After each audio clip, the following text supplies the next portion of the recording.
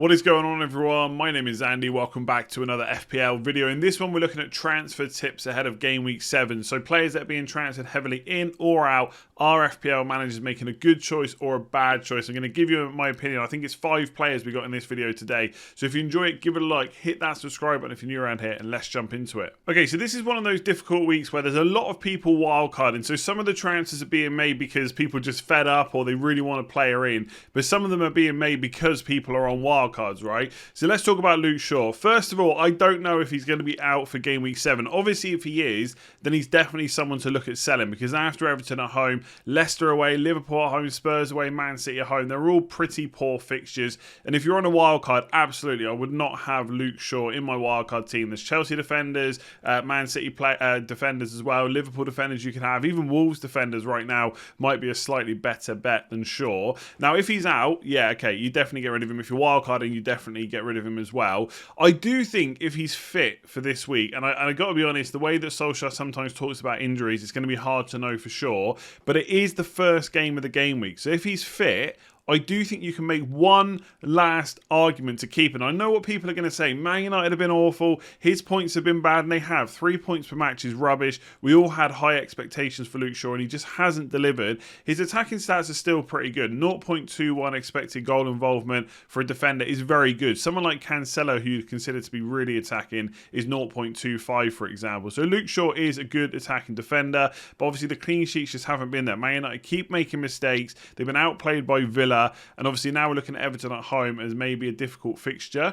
But if Richarlison's still out, if Calvert-Lewin's still out, there is some hope for Luke Shaw. So I'm not sitting here trying to tell you that Luke Shaw is this great defender that you absolutely have to keep. But people keep asking me why I've still got him, because you have priorities in your team, right? You have priority transfers to make. So unless he's injured and unless you've got a wild card, he might not be the biggest priority this week. For example, I've got Luke Shaw and Ayling. If they're both out, or if Shaw's fit and Ayling's out, then I'm going to concentrate on getting rid of Ayling first and not Luke Shaw.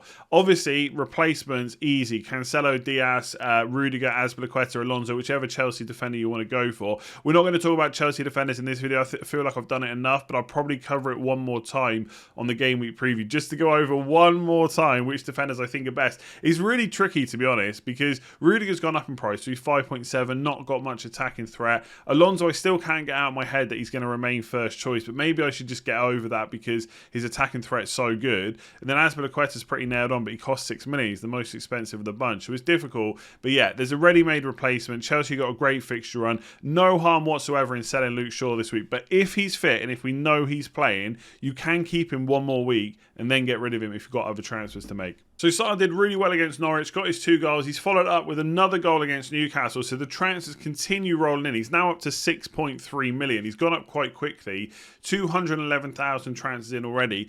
Is he a good purchase this week? Now, I think you can still make the case that he is, because Leeds is a good fixture, albeit Leeds away is not necessarily as easy as Leeds at home. We saw West Ham. Okay, they did well. They won the game, but they didn't blow them away like a lot of people thought they were going to do, even though Leeds had injuries. So I don't think Watford are going to go there and completely smash Leeds necessarily, but it is a good fixture. Straight away though, you run into Liverpool at home, then it's Everton away, Southampton at home. So I would argue the fixtures aren't that good for Sarr, and maybe to a certain extent you have missed the boat, but as I keep saying, he is a very much nailed on, going to play 90 minutes every single week, might be on penalties. I'm going to keep saying that until Watford finally get a penalty so we can see. Hopefully he's on the pitch when it gets taken, and he's like one of those players you're never really going to have to worry about. So if you got him in now for Leeds, Liverpool, Everton, Southampton, and okay, Watford then run into a tricky set of fixtures, he's cheap enough that you can bench if you've got a good enough bench, especially if you're on a wildcard with people making these crazy teams like I talked about yesterday,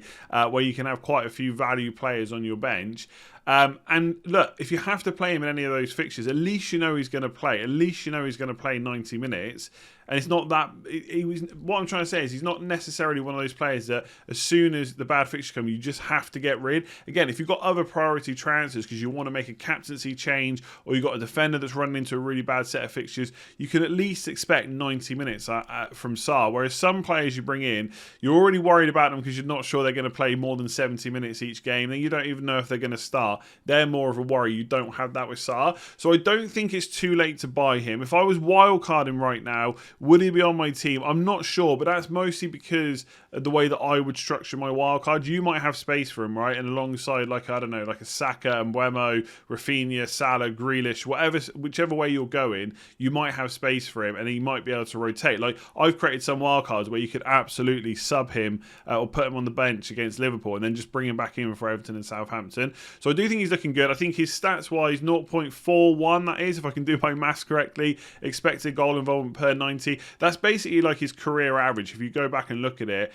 he is what he is, right? Nailed on, decent underlying stats. They're nothing completely amazing, but you get 90 minutes out of him. Whereas if you do like per 90 minutes for someone like Jota, you know he's going to come off around 60 to 70. He might not start. And so the stats look great on a per 90 basis. But when you add context, he doesn't play 90 minutes that often. So the stats looking good. Lots of shots in the box. Yes, he's done well in the easy fixtures. I mean, what more do you want from a player, right? You want them to perform in those fixtures because that's what you target. So still a decent buy, but not as good as a couple of weeks ago. Oh man, I cannot keep up with the hot takes about Cristiano Ronaldo. Scores 2 goals versus Newcastle. He's fixture-proof season keeper. Backs it up with another goal. Only 1 goal. Everyone's going 3 premiums. Lukaku, Ronaldo plus Salah. And now he's blanked against Aston Villa and suddenly like he's a fraud. We've got to get rid of him. I mean, to be fair, he hasn't actually been transferred out. And I've looked at net transfers out by too many managers, 62,677. But as we get further through the season, it's going to be managers kind of in the top ranks, like maybe top 200k, 300k, 100k, whatever you want to look at, that are making the most transfers, the most engaged managers. So the number of transfers to be meaningful doesn't have to be as high. So 62,000 out is quite a lot still. Now, obviously, a bit like Luke Shaw, a lot of this comes down to wildcarders. So if you're on a wildcard, you're absolutely swapping Ronaldo to Lukaku unless you're going for 3 premiums, which I still don't think is a good strategy, but I might talk about that a bit more on the game week preview. What I will say is, right, there is absolutely no need to panic. This isn't a bias thing. This is talking about one of the world's greatest ever goal scorers whose numbers are still looking really good. We know all he's going to do is hang around the box, take a bunch of shots, right? He's already had 13 shots in the box over just 3 games, 7 points per match. Everton at home is not an awful fixture to have as well. The fact that it's at home at Old Trafford is decent. I know obviously against Villa, Man United struggle, but that's just one game. It doesn't mean it's going to carry on and on and on and on. We'll have to see what happens in Europe first as well. So I think you can definitely make a case to keep him. Right now, if you said to me, I have to make a captaincy choice, you're allowed to have Lukaku or Ronaldo, right? Forget about what your team looks like. I probably would just about have Lukaku ahead of him. So if you wanted to make the swap, if that then gave you some money to make another move, I don't have an issue with transferring out Ronaldo. But again, it's all about priorities, right? So I think about my own team. I've got Luke Shaw, I've got Luke Ayling as well. They need to be dealt with this week. I doubt that both of them are going to be fit. Therefore, I don't have a spare transfer for Ronaldo to Lukaku, and I'm not really that concerned about it. Captaining again, one of the greatest goal scorers of all time with good numbers, who's going to take plenty of shots in the box against an Everton side. I mean, Luca Dean owners, are you that happy with the amount of clean sheets? I know Luke Shaw has been just as bad. I fully get it. But I don't think Everton defence is anything to kind of write home about. And they have had some easy fixtures as well to start the season. So I think Everton are high. I mean, I don't even know why I'm trying to justify that Ronaldo is a good pick because it's Cristiano Ronaldo. But this is still perfectly fine. And to be honest, part of me is like, okay, well, I get a bit of a differential now against everyone that's going to go Lukaku captain. What if Southampton can do something? I'm not saying they can. I'm not saying Southampton defence is any better than Everton, to be honest with you. But if everyone switched to Lukaku and it didn't work out, then I'd be pretty happy having Cristiano Ronaldo as a bit of a differential. I mean, small differential, right? He's still owned by nearly 50% of the game, but people are starting to get rid of him. So I think Everton at home is perfectly good. Forget all this rubbish about the fact that it's the early fixture.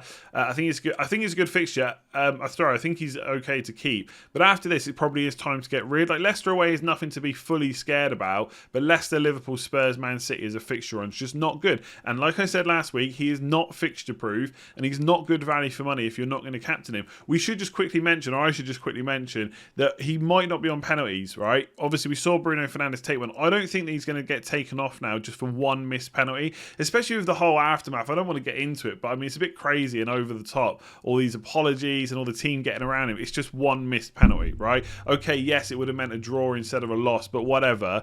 I think Ollie will now give him a chance to take the next one. But Bruno Fernandes, like I said before, which was why I was so confident about Ronaldo getting them, is a team player. I don't think he'll mind giving them to Ronaldo. He just wants to win. He's not necessarily worried about winning plus records, like maybe Ronaldo is. Fernandes ain't that guy. He's a team player. So he might give them up, but we don't know. So I think, again, like Luke Shaw, if he's fit and available and he's going to start, which he should do, I think Everton at home is perfectly fine to keep him for. He's a perfectly good captain this week. Lukaku's probably slightly ahead, but if you've got other transfers to make, there's no harm in captaining Ronaldo this week. So Jamie Vardy isn't being massively heavily transferred in, right? He has scored 3 goals over the last 2 games. He's 46,000 transfers in. I mean, you know what you're getting with him. He's nailed. He's pretty much going to play 90 minutes without injuries most weeks. The numbers are good. His underlying stats are decent. Plenty of shots in the box. Points per game are good. We all know all that, right? We knew that at the start of the season. And guess what? Jamie Vardy is still a pretty good option. And people feel like I haven't spoken about him enough, which is one of the reasons I've put him in this video, because he has got some good fixtures coming up. One thing that stands out to me is all the good fixtures are all away and all the bad fixtures at home. You'd probably want that slightly, if possible, the other way around. So you've got all the good fixtures at home and then the tough fixtures away where maybe they can go on the counter-attack and Jamie Vardy might be able to cause issues to any of those centre-backs, Gabriel, White, Maguire and Varane with his pace, right? Maybe a bit more difficult against Chelsea. Not saying that the other centre-backs are bad, but you know what I mean, right? He can cause problems with his pace. So the fact those fixtures are that way around kind of puts me off a little bit. The other issue is the reason he's not getting talked about. Everyone always says, are you sleeping on this player? Is this player being slept on? It's his price. It's 10.4 million, right?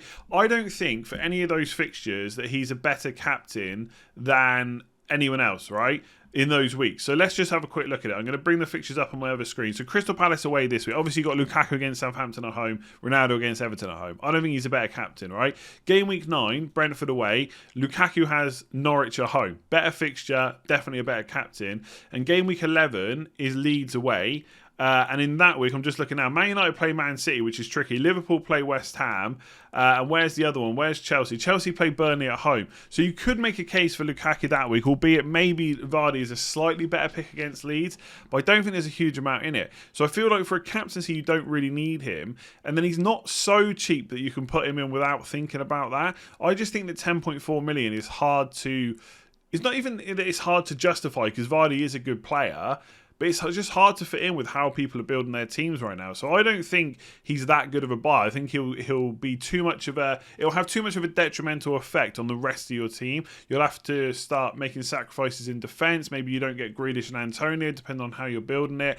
And all these things you've got to think about. And if you're on a Game Week 8 wildcard, well, it's Man United at home straight away. Do you want to bring him in for that? Of course he can get something, but the chances are a lot slimmer. So maybe the fixtures aren't as bad as they look, just because, you know, maybe Man United, he can do damage to Maguire. Maybe Arsenal at home will be okay as well. But ultimately, I just think he's too much money for how squads are being built right now, and I don't think he's worth the sacrifice. Jimenez is a lot cheaper. He's got great fixtures.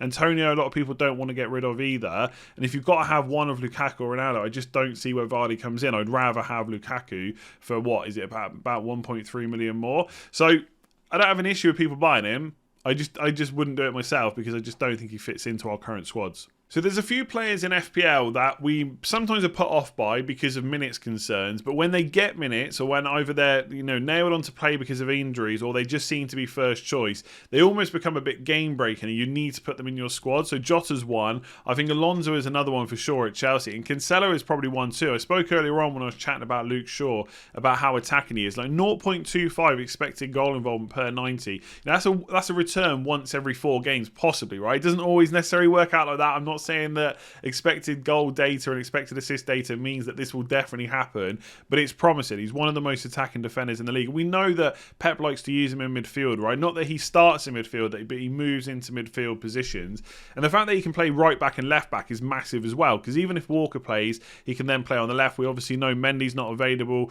Zinchenko as well has got a bit of a knock. And even when Zinchenko plays, it's possible that Cancelo could play right back to give Walker a rest as well. The fact that he started 6 out of 6, look, don't get me wrong, this is obviously part of what's happened, right? I'm reacting to how many points he's got and how many starts he's got, and I want a bit of that action. Like, Man City's defence is the best in the league, right? Chelsea's is great, but Man City are better. They're the best attack and they're the best defence, right? So they've got everything rolled into one. I think it's quite clear that you don't need to bring him in this week because it's Liverpool away. Again, a lot of those transfers in, 148,000, will be because of wildcards, which is absolutely fine. But from game week 8, Burnley, Brighton, Palace, Everton in the next 5, there's potential there for 3 or 4 clean sheets, plus obviously attacking potential as well. He's already on 7.33 points per match. He's only 6.1 million. Hopefully for those of us that are not wildcarding or bringing him in just yet, his price won't rise again very soon, because it is Liverpool away. That is a difficult fixture.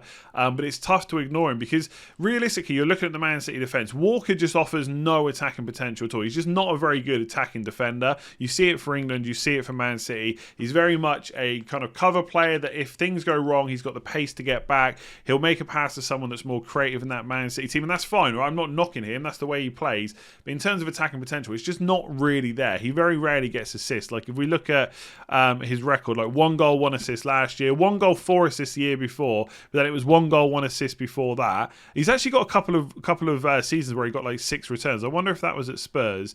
But really in that Man City team, it just doesn't happen. Whereas last season, Cancelo was 2 goals, 4 assists. He is just the more attacking player.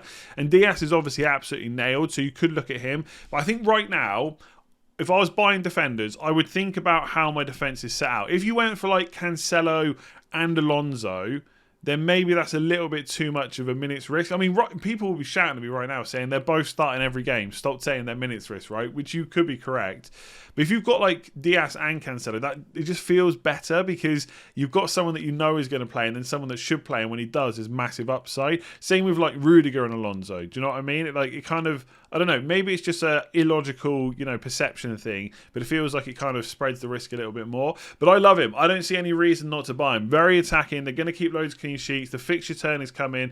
Really good option from game week 8. If you're on a wild card, obviously you just put him in now. But for anyone that's not on a wild card, you can definitely wait one more week. Liverpool away is not a fixture to be bringing a defender in my opinion. There we go. Let me know what you think about those players in the comments below. Are they good buys, bad buys? Do you agree with Shaw and Ronaldo? Can they be kept for one more week? Let me know below. Hit that like button if you enjoyed it, and that subscribe button if you're new around here. Well on our way to 240k. That's going to give us the last 10k push to 250,000. And if you haven't checked out Patreon, make sure you do. There's a link in the description below for that. There'll be a new mini league for October, which will be starting in game week 7. So as long as you're signed up between now and the game week 7 deadline, you'll get entered for that. There's a few prizes on offer: t-shirt, mug, there's a book as well, a drawing by FPL Doodles as well of a player of your choice. Loads of cool stuff over there to be won as well. If you want to try out or join that Patreon mini league, link in the description below for that. I'll leave it there. I'll be back tomorrow with another video of the team selection. If you enjoyed this one, give it a like I said, hit that subscribe button, and I'll see you again soon.